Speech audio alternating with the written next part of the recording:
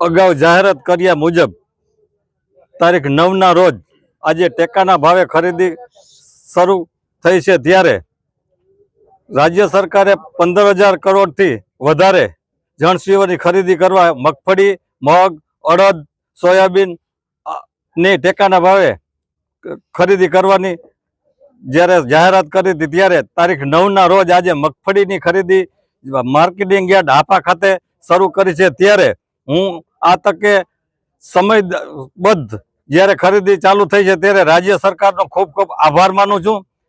સાથે સાથે ખેડૂતોને પણ મગફળીના 1452 રૂપિયા મણના જ્યારે ખરીદી કરવા તે ખેડૂત પણ આનંદમાં છે, અને ખેડૂતોને પણ હું વિનંતી કરું છું કે આ મગફળી જ્યારે ખેડૂતોને જ્યાં સુધી મગફળી હશે ત્યાં સુધી દરેકની મગફળીઓ લેવામાં આવશે।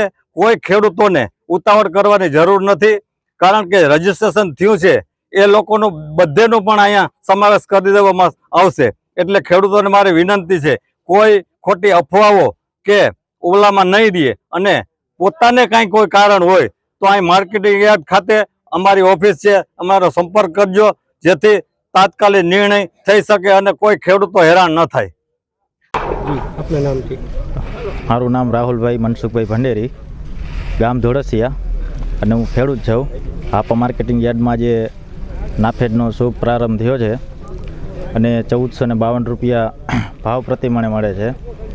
હું સંતોષ છું ભાવમાં, અને જે ત્યાં ટેકો જાહેર કર્યો, ટેકો ચાલુ કર્યો, અને ખેડૂત બધાય ખુશીનો માહોલ છે ખેડૂતમાં।